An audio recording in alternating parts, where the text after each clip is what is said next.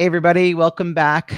Thrilled to have another author panel for you. I love doing these because it gives us such insight into what the author journey is like for folks who are writing books to help them grow their business, and what bumps and travels and journeys they tributes and challenges, and also exhilarating wins they've had along the way as it's turned into ROI for their business. Without any further delay, let me introduce this week's episode. Creating a business book that truly makes an impact takes more than just writing. It requires a thoughtful strategy and having the right people in your corner. You don't have to figure it all out alone. And that's exactly why I built the Biz Book Pub Hub, a resource ecosystem with dozens of expert partners who help entrepreneurial authors turn big ideas into powerful books. Whether you're drafting your first chapter or preparing to launch, the Hub offers expert guidance on writing, editing, publishing, launching, and marketing strategies to help you achieve your goals. And our free networking events connect you with fellow authors and collaborators who understand the author journey. If you're ready to get the support you need, check out all of my author resources at bizbookpubhub.com. And now I'm excited to introduce today's panelists. With me, I have Daria Rudnik, who wrote Clicking, a team building strategy for overloaded leaders who want stronger team trust, better results, and more time. Your go-to guide for transforming a team that depends on you into one that thrives without you, offering a proven people-first framework to reduce burnout, reclaim your time, and lead with lasting impact. And I have also with me today Rhodes Perry, who wrote Imagine Belonging, your inclusive leadership guide to building an equitable workplace, which challenges leaders to go beyond diversity checklists and create workplaces where everyone feels like they belong, offering bold insights, real-world stories, and an actionable framework to transform exclusion into connection and culture into community. Please join me welcoming Daria and Rhodes. Welcome to the show. Thrilled to have you here. Daria, we're going to kick this off with a question to you. I just want to get a little more context for your book. So who did you have in mind when you're writing your book, Clicking?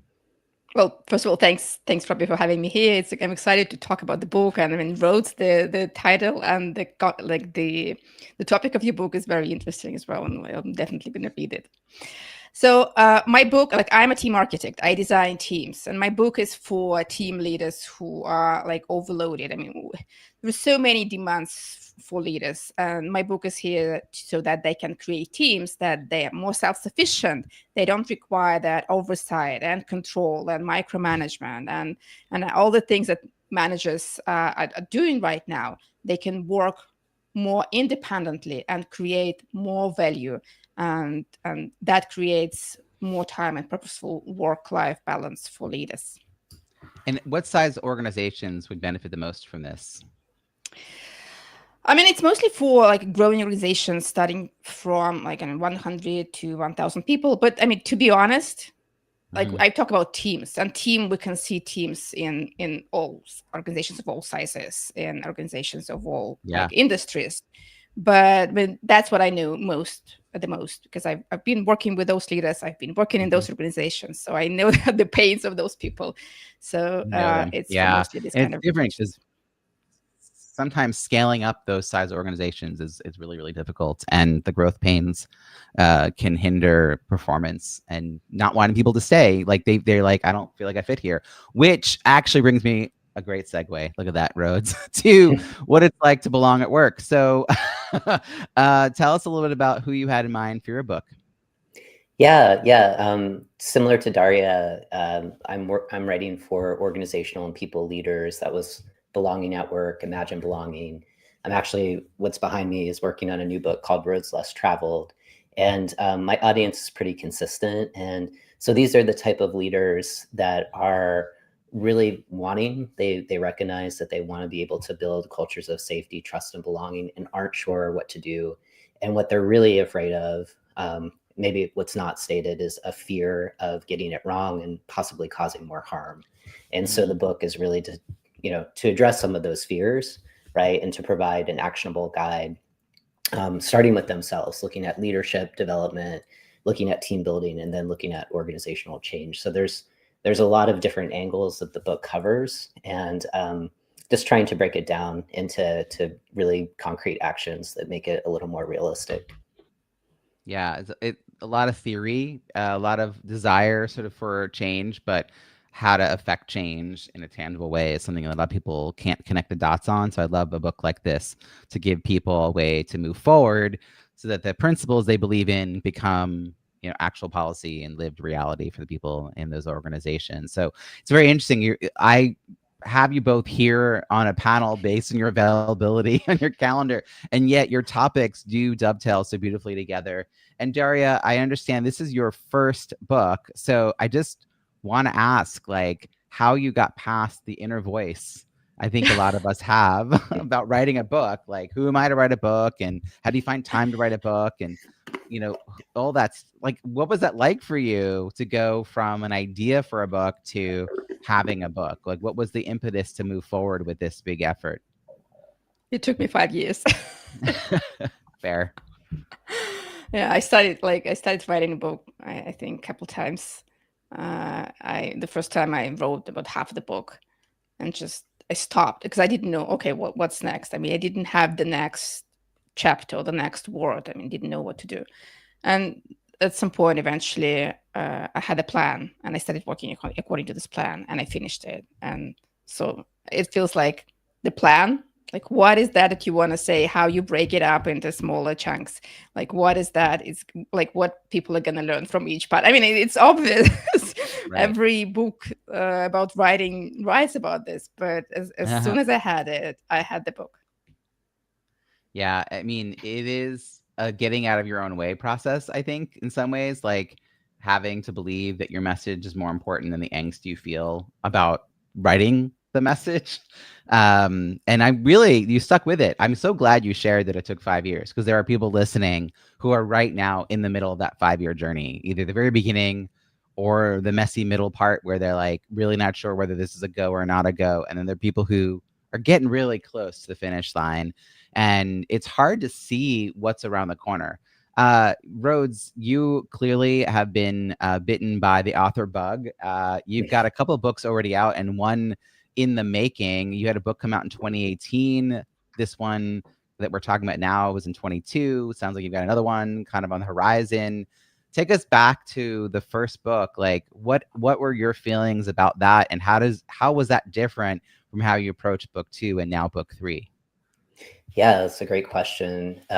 With the first book, it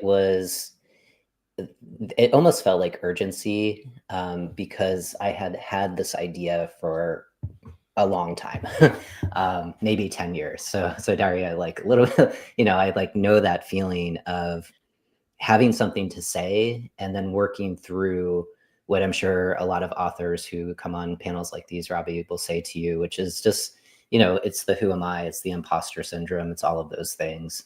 And I felt at that time, this is 2018. So there were a number of books around diversity, equity, and inclusion, and kind of using different versions of those, of that acronym. And a year before, I heard Pat Wader speak, and she was heading up the people and culture work at LinkedIn. And I loved what she said, where she was saying, like, diversity, equity, and inclusion, I get it. And it's so important that I need a feeling behind, like, where are we going? And she had started to introduce the concept of belonging inside of the workplace. And I was like, it's the emotional outcome, and it was just kind of like hearing her say those words kind of clicked in the way I wanted to frame what I wanted to share for leaders. Like, at the end of the day, we do these strategies to create a workplace that's magnetic, where people want to show up, they want to give their best, and they feel like they get support, and they have agency to show up as authentically as they want, right? There's a lot of elements to it. And it was just that framing of, when belonging is in the space, you unlock creativity, connection, all of those good things.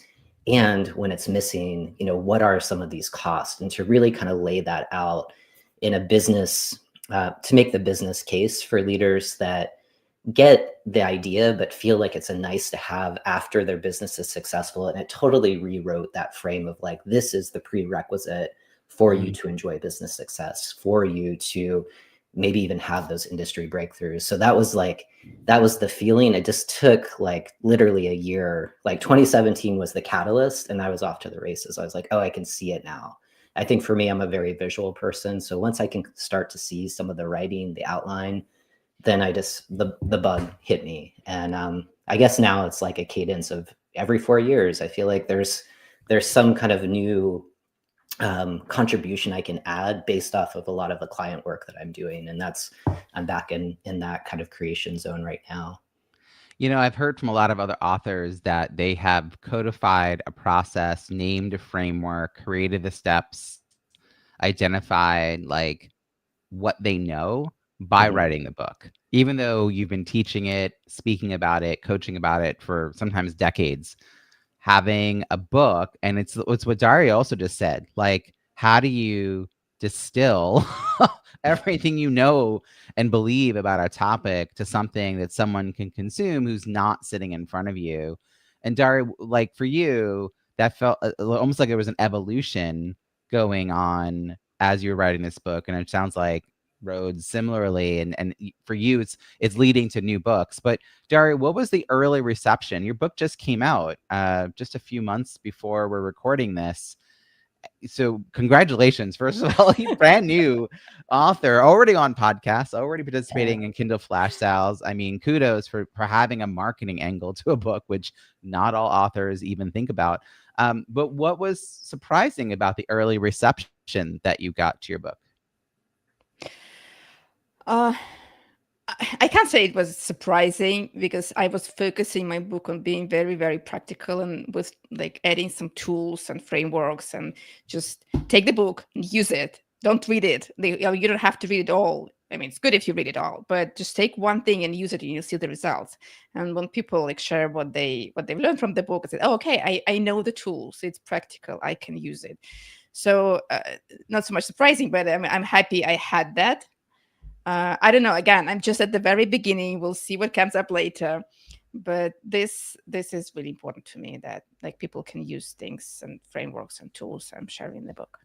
Very actionable. That's the kind of Yeah. books I write too, is I want to, give people enough information that they could DIY just with some knowledge from the book, but also a realization that there's more to this than they originally thought. And if they want to go further, faster, or not get lost on the journey, like, hi, I'm right here. I can help you with that. Now that you know that there's a that there, which I think sometimes is missing in these conversations, like they don't know what they don't know about for you building teams. Like they have an idea of what they want to look like, but there's a gap between the idea and the action steps. So you're giving them that. You already have 20 reviews, 20 written reviews on Amazon, which is awesome. Again, this has only been out a short time. It's 18 written reviews, 20 global ratings. For those who are listening, the global ratings are the stars. And then there's the people who took the time to actually write a review. And so a couple of things I want to note there. I know 20 doesn't sound like a ton, but having about 20 written reviews puts you kind of separate from most authors who publish and don't have a plan to even get 20 written reviews. And the close relationship, the ratio between 18 and 20, like almost every person who came to the page to leave a review actually wrote one and didn't just do the 5 stars. So clearly you put a little effort in. I'm curious about Daria, your approach to your launch plan. Like there's the writing the book part, which is its own whole thing, right? And a lot of people describe that as a marathon, but a marathon runner can stop when they reach the finish line. This is a triathlon. There's the swimming, then there's the bike riding, and then there's the running. And so how did you have a plan for getting reviews, getting your book out there, like beyond it just being something that was published and in your hands? As a first-time author, I'm sort of curious how you approach that, because it's often a missing piece in the puzzle of how to be an author. Well, I learn on the go. Make mistakes and try to like get some information before making a step. Like I think the best way to answer your question is for people who are listening and then watching, read Robbie's book, Launch Your Book. You'll have all the necessary information there. So I did use some of the advice from there, like getting the reviews, reaching out to people, asking them to read the book, sharing the advanced reader copy, to anyone who's ready to read and share their feedback, share their honest feedback. I mean, you see there are not only 5 stars, there are 4-star review, and I really appreciate people leave what they like, write what they think. First of all, thank you for the plug. I'm just new to the idea that my book's now out in the world, and authors I'm meeting through the Kindle Flash sale, which is how we all are here today. They got a chance to see the book, and for you, your book was released in August, and my book was released in July, and so you got access to it from the launch team, and the fact that you were able to. I mean, this is a example what we were just talking about. You were able to DIY your own process at your own scale that felt comfortable to you and get good results. Like, again, 20 being sort of a minimum goal out of the gate, and you are out of the gate at that place. So congratulations to that. The book is called Launch Your Book, An Entrepreneur's Guide to Reviews That Drive Revenue, and folks can get more information about the book and the bonus content at booklaunchbrainstorm.com. Rhodes, you have a massive network.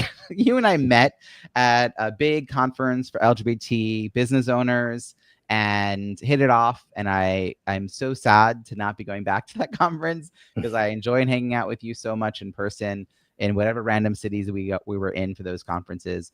But I walked away thinking, this guy's connected. Like, he knows a lot of people. And then you and I connected also on social media, and I was like, he's got a vast network. So how have you been able to leverage your network to help you get the word out about these books? How were you thinking about the milestones, the wins for your book? And did it change from book 1 to book 2 to what you expect for book 3? Touch on your process for reviews. Like, basically, there's the writing part, and then there's the launching / marketing piece of this. And your work is embedded in the work that you do in the world and the people you're connected to. How did you approach all of that? Yeah, well, thank you. It was, I'm very grateful that we know each other, and I wish in 2018 you were out there, and your book was out there at that time.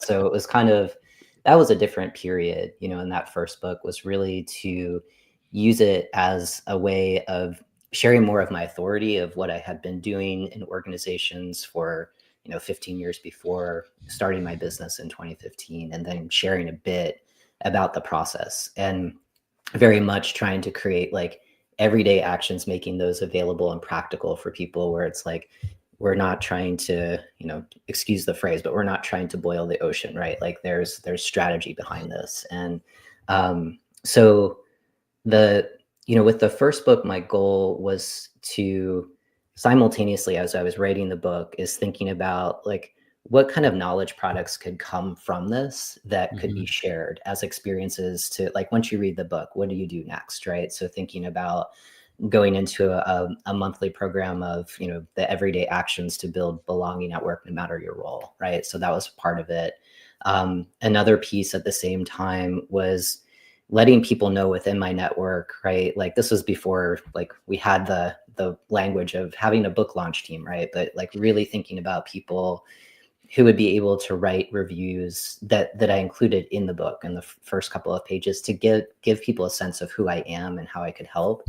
And from that group of people, we created the first Belonging at Work Summit, which I think like really helped expand my network, because these were yearly summits that we were launching 2018 all the way past like the lockdown period of COVID. And it was such a great way of really introducing more and more people to this body of work, and then inviting in other authors, other thought leaders that, had a different take or were doing different parts of this type of work inside of organizations. And so I think that summit really set up a much bigger network to share Imagine Belonging, which was the very different goals that I had at that point, where it got bestseller status, and that's great. What I wanted to do with that book was really to sell it to larger enterprises, corporations, large government agencies, and really to be able to have an on-ramp where people are familiar with the work. They could read the methodology, they could read the frameworks, they could try it, and right, like have the experience of having a keynote, doing some workshops, like ultimately doing longer engagements, 6 months, 12 months longer. And that was great, and I was like, oh, like, I guess every book does have a different goal. Yeah. And so, yeah, with my new book, there's a different focus, but that's how I've kind of approached it. Okay, I just wanted to tease out a little bit this thing you did for your first book, which is you created like ecosystem of like-minded practitioners. Mhm. You were not afraid to give up some of the spotlight and make space for others to join you on a stage. You created this summit, which was, did it start out as a virtual gathering? Yeah, all the way through. It was 100% virtual. So you were ready already when the pandemic shifted everything on Zoom. You were like, yeah, we're already gathering people without any geographic constraint, which is what in person is. Once we think about it that way, we're like, oh, everyone has to be in Austin. That's a lot.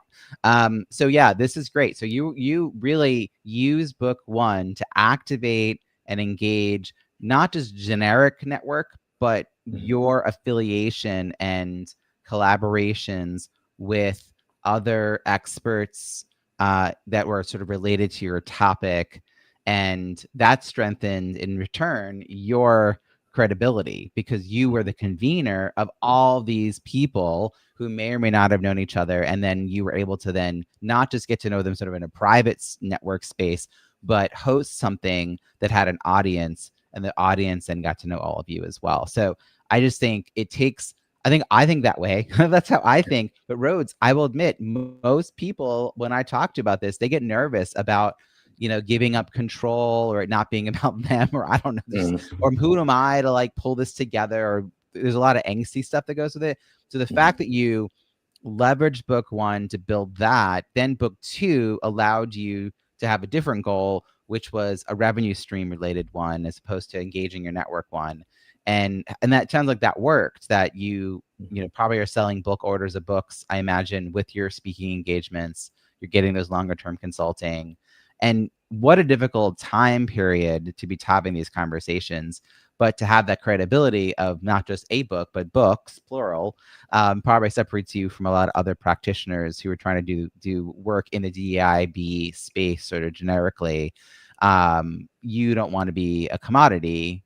I'm curious, like, how has being an author changed? Like, you were doing this work for a long time. Give Daria some sense of how being an author might change the trajectory of the work that she's doing. And she's only got a small taste of it in the last couple of months, but you've had a few years now. What was like, because of it, I'm an author, like, what's the possibility there? The possibilities, I think, are endless, right? And I'm still discovering how, I view this very much as art, right? Like, you're putting out something, you're putting out your thinking, your approach, right? There's science behind it, right? And there's also your art, your take, your style, and people respond to that in many different ways. And some of the pleasant surprises that I didn't expect were invites to deliver keynotes on the book in Germany and India and like in other countries, where I was like, wow, that's really cool. I wasn't expecting that. Requests to translate the book in many different languages so that more people around the globe could have access to the message that I was sharing. That surprised me, and it opened a lot of doors. So those are like, that's just like a piece of it. But I think the other piece is, there's people I have an online community, right? And so, we're not going through the book. I'm not doing kind of I certainly could do that. There's a million things you could do with the book, right? But just as we engage on whatever the topic is that we're gathering around, people will casually say, oh yeah, we're reading Imagine Belonging in our book club. And they're like quoting back things that I wrote. And I'm like, oh yeah, I did write that, so it's really magical. And, I'm sure you've heard this before on panels like these, but like the book itself, I feel like I delivered something into the world. I birthed this book and it takes on a life of its own. Right. So I feel like these are like, I don't have kids, but I feel like these are my kids, and it's cool to watch them grow up and just see how people still experience them and find so much value years after they've been written. And that's really surprising to me. I love that your kids aren't just staying home. Yeah. I mean, gathering digital dust on Amazon, right? Like that is what I think happens to a lot of folks. But it sounds like they're regularly people are engaging with the content with you. Daria, when you were getting started with this book, did you have a sense of what your goals were going to be? Obviously you read my book, so there might have been some impetus to get reviews, but beyond that, is there a connection that really takes a reader who's excited by your content back to you, either through bonus content or you're inviting them to connect with you on social media, or there's a program they can sign up for? Like, how did you connect the dots for people between the book and the business? Mm-hmm. Well, I do have some bonus materials that people can download from my website. I do invite people to join me on LinkedIn because, again, I try to write the book as simple as possible so that people you take it, you do it, you go for it, you have your result.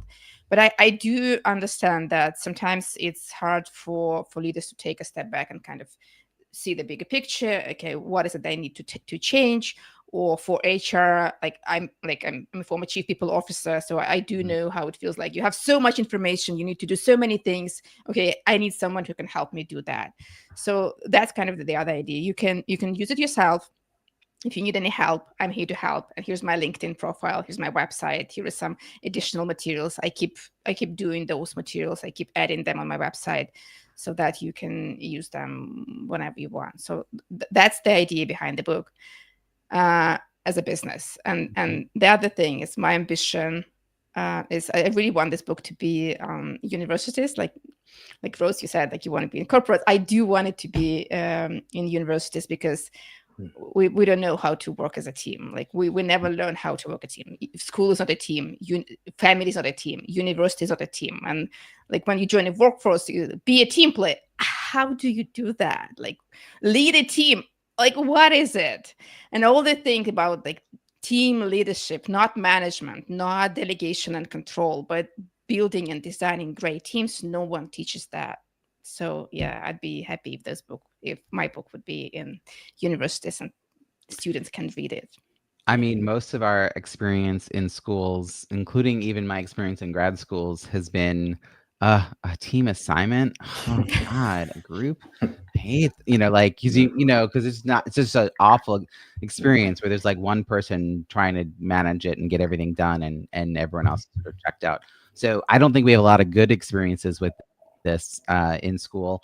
And I'm curious for you, Daria, I have some homework for you, which is to go to your LinkedIn and look for people who either work at business schools or have an MBA, and ask them for an introduction to a professor who might want to include your book as part of the curriculum, because it's easier to get started if you can get one or two professors to just include it as a maybe optional reading, and share that you're willing to do a Zoom interview or Zoom presentation, or if it makes sense for you to drive there because it's not too far. But if you get good feedback, that's how you could take that feedback to a university and try to scale that up. It's hard initially to get your books into the bookstores because they're run by conglomerates. They're big chain stores. But if you can get people on the inside asking for it to be added, then you have a chance. And once it's on the list, it's easier to then spread to other schools, because once it's been approved, like at one major university, it's more likely it'll be approved at others. So it could be a multi-stage process, but as a book like yours is very evergreen, it's not going to go out of style. And so you can have a 1 to 3 year plan for making that happen. I think it's a great idea though. Like to me, it's just about creating the right strategy, energy behind it. What do you think of doing those steps? Oh, I mean, I'm excited. I'm just like, we finished the call, go to my LinkedIn profile looking for professors. Yeah. Because to me, this is the behind the scenes of why I think building a launch team is important. And I'll just say that having a clear idea at the beginning of the process of what you want to achieve will help you get the right people on the launch team. So, if for instance, that you want to be working with business schools or certain size companies or HR, whatever the thing might be, that's who you want to have on your launch team, people who already know you, who are part of those spaces. Because if they're engaged in this process over the time period of the launch and the soft launch and all of that, then they're more likely to also be your champions in helping you figure out how to navigate next steps. Sort of are almost organically, they'll think it was their idea. They're like, oh, wait, I want to help you do more things. And you're like, yeah, thanks. That's exactly what I was hoping for. Aside from getting this started, getting the reviews and all that, Daria, is there anything in particular that you found challenging about being an author and getting to this point? Is like, did you work with other professionals to help you get the book out in the world? Did you know a lot of authors who gave you insights about what happens next? It's just, I think as a first-time author, it's really hard to see the steps ahead of you since so many of them seem to be around a corner. Like you're like, I don't know what comes next. I'm just feeling my way forward. But did you have either hired help or friends who were in the know that were able to give you some guidance? Well, I took a course on like book writing, like long time ago, like business book writing, and then I had some people who wrote the book. I had like interviewed them. I asked them a lot of questions. They shared their journey. They shared their tips, and that's about the like book publishing and launching. What I also did, and I'm very happy I did that, although it was pretty expensive. Is I worked with a developmental editor, and she was amazing. She did ask questions I never thought of. She looked at my book again from the business perspective. She said, don't find the names that are like catchy that people can remember that are yours. Like I had this keep it up, get it out exercise that had no title. Now it has a title. So things like that, apart from just general flow of the book, how easy it is to understand, how easy it is to follow. So I highly recommend using it, like working with an editor. It's a great developmental editor, I just want to clarify for those, again, listening, is different than a copy editor or a proofreader. So developmental editor, you want to engage them earlier in the process because they can help you craft the first draft, get the ideas in an order that makes sense, help you find the business imperative for the book so that you're writing to the right kind of audience and having the right kinds of examples. And while you could go ahead and draft your first draft all on your own and then go work with somebody, you're going to be rewriting a lot of stuff, which could be an exercise in frustration. So if you feel less confident that you have the right book in mind, or you just want to get a double check, it's money well spent if you get someone who's developmental editor who's asking. It's like a really thoughtful business strategy writing coach, kind of all combined. And then, yes, you still need an editor to make sure that it flows and that the syntax is all right. And you need a proofreader to make sure, you crossed your I's and dotted all your T's, or whatever the phrase might be. This is why you need to hire someone other than me to edit your book.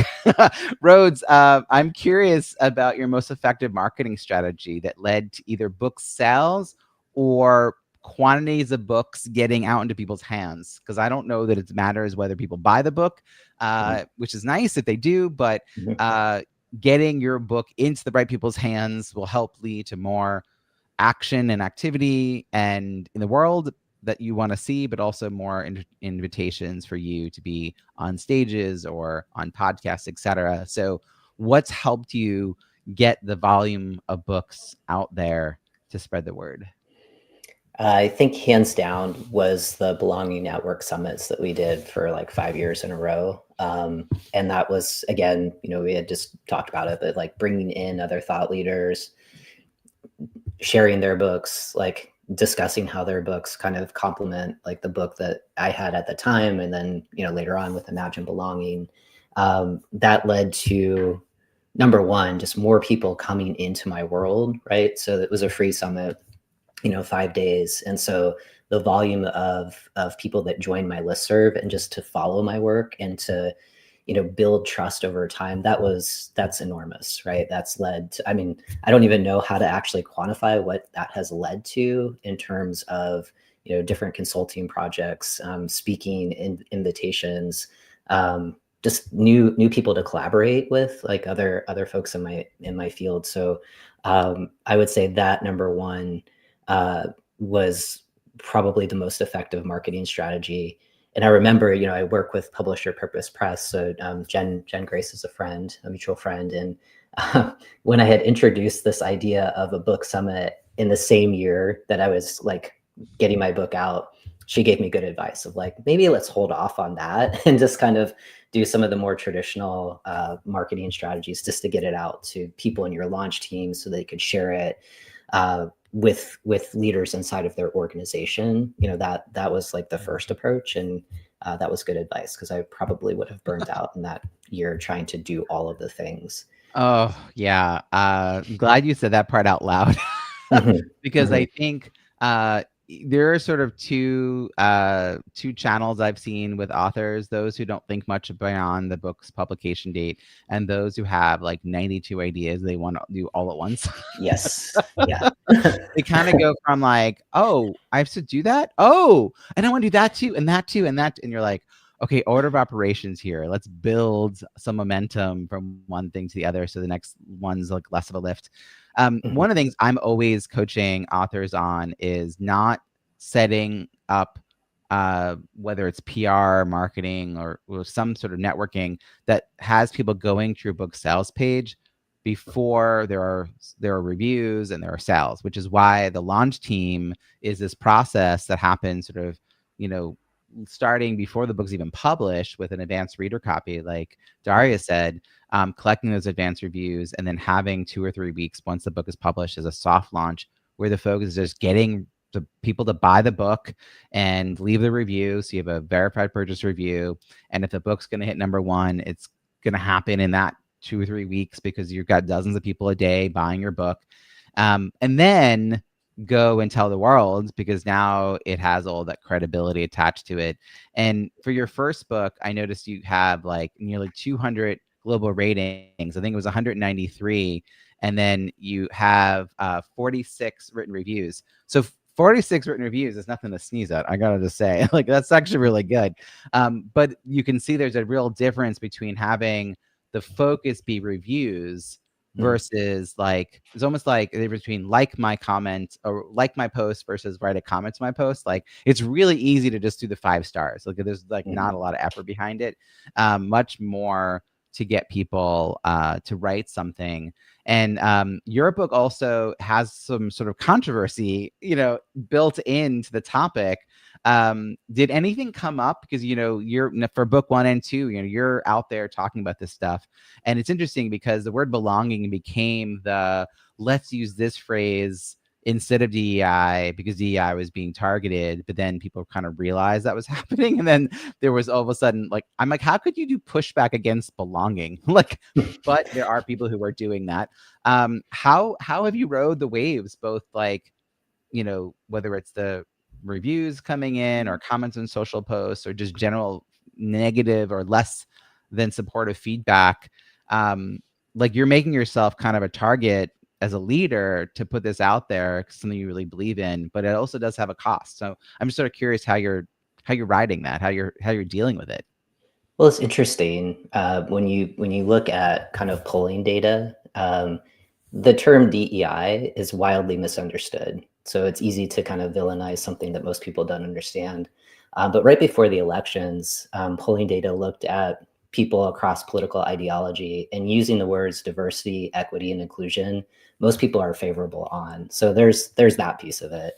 I think that the framing of belonging and exclusion, that is a human need to belong. Maslow pyramid of needs just kind of underscores what I find with most of the clients that I'm working with now, like even in this climate, is the recognition of that thinking that shifts, where like, oh, this is a prerequisite for our business to succeed, especially in these times when there's so much happening outside of our workplace.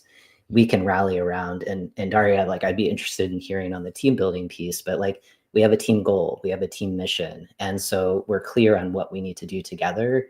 And we're clear using the belonging framework of what it takes to support each other to get what we need so we can be successful, to build trust, to value what our unique contributions are. And so the organizations that have been doing this work for decades are still doing the work. It looks different, And there has to be another strategy just to look out for risk of litigation, but there's always risk doing anything in business, as we know. It doesn't stop us from putting ourselves out there. And so I'm still just trying to be a guiding light for people who recognize we still have a team, we still have a goal that we have to accomplish. And so how do we do this where we are literally putting our values into action? And that's hard. Values were easy, like, we wouldn't be having, an entire, books and books out there on how to put values into action. And so, so I'm encouraged that the work remains, and the people that are going to do the work are really going to put in the effort to invest time, treasure, their energy behind it. Daria, I'd love you to follow up with that. Like, what are your response to everything you were just saying? I mean, I agree. People need trust. People need to feel that they belong. And when I write about teams, I write about the team values. And one of the first exercises team does is they create a team charter. And in team charter, they discuss what do I need from this team? What does the team needs from me? What are my values? What are our collaborative values? What we share as values together? And that's where we find this core of the team, the team culture. And when we talk about organization is a team of teams. And again, you need to understand the team values and how they belong to organizational values and how they contribute to the organizational values. So, I know there are different trends, but we all need human connection. We all need belonging. We all need trust, no matter what. And really especially with AI. I mean, when AI comes in, it stops, like, it kind of feels we become distant, like it's using too much of AI, but we still need that human connection, even when AI is like all over the place. Well, in the introduction, when I was describing your book, Rhodes, it ended with an actionable framework to transform exclusion into connection and culture into community. And that felt, I mean, it's buzzwordy, but I also am like, yeah, those are the words that it means something to me. And this whole thing actually is making me think of the controversy around Target, which I did stop going, which turned out not to be as hard as I thought it would be, because I wanted them to do more. But they switched from focused work around particularly Black businesses, for instance, and then they have less of a DEI framework because they took all that language out because there was such pressure to do that. But they have belonging at Bullseye, which is their framework is around belonging in the workplace, which is literally what you're talking about. And it's meant to raise the conversation up. It's just that the concern, of course, is that if it's not really specific with measurable outcomes, will these organizations, these entities, still do specific things for specific groups? So I could see that I understand the controversy and the tension, but I'm also the word belonging has a lot of weight.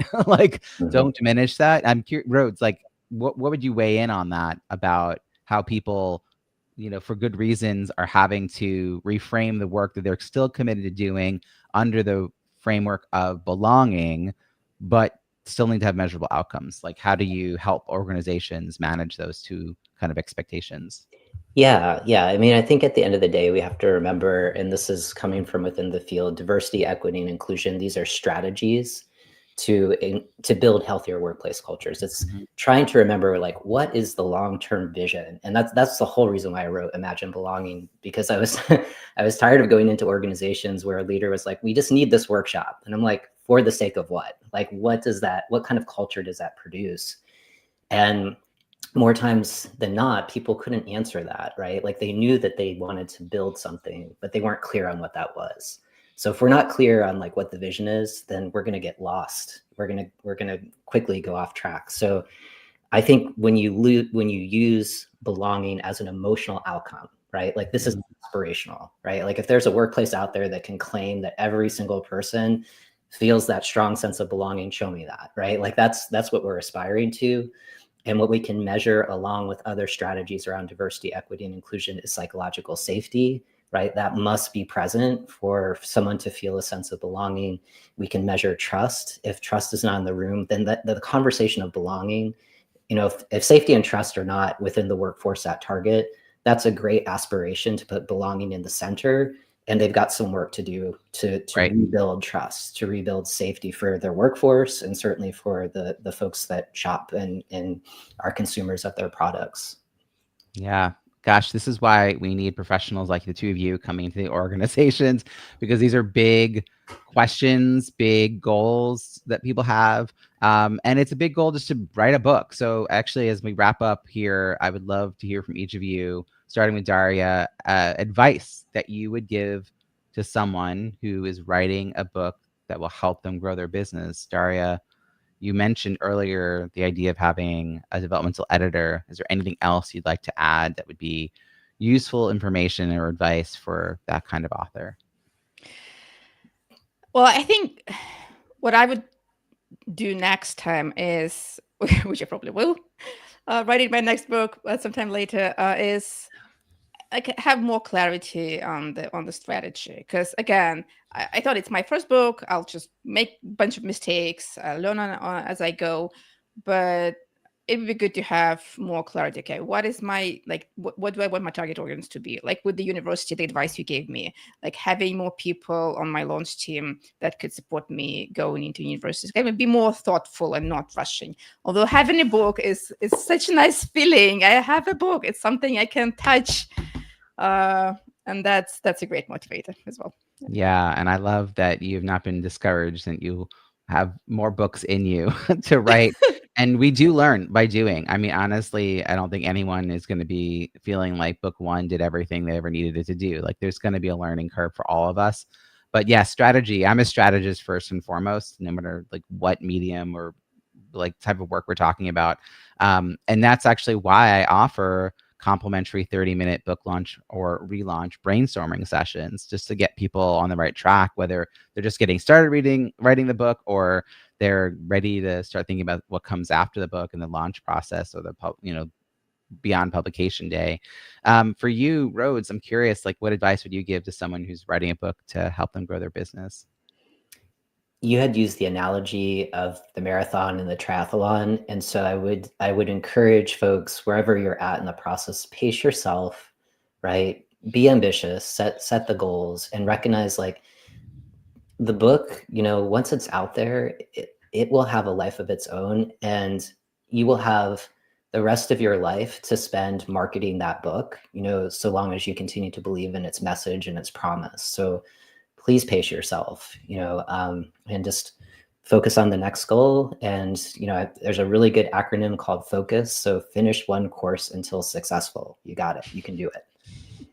I haven't heard that before. I love this. Finish one course until successful. Focus. Yeah. I love it. So Rhodes, how can people find you and follow your work? Sure. Rhodesperry.com. Super easy. Fantastic. And for you, Daria, how can people find you and follow your work? I mean, it's Rudnik.com, but I'm very active on LinkedIn. I think it's the easiest way to connect with me. On the show notes, which are at bizbookpubhub.com, I'm going to put your LinkedIn's, your YouTube's, your websites, your book links. I'll put all the information there. Everyone can go check out these show notes and all the past show notes at bizbookpubhub.com. We've had hundreds of these kinds of conversations with author panels, one-on-one interviews with our hub partners who are experts in doing this work. We've had one-on-one interviews with authors who've had outstanding success because they're an author. We want to learn from them as well. You'll also get invitations to join our free virtual networking events where you get a chance to connect with other authors and speakers, plus our experts. There's our hub partners, the directory. I mean, there's just so much information. And we're about to release a blog, so you're going to get to learn great content from our hub partners. And they're available whether you're doing writing, editing, publishing, launching, or marketing. Wherever you are in that process, go hang out with us at bizbookpubhub.com. It's an incredible resource ecosystem, so definitely check it out. And panel, thank you so much for joining us, Rhodes and Daria. Really, really appreciate it. Thank you. It's great to be here.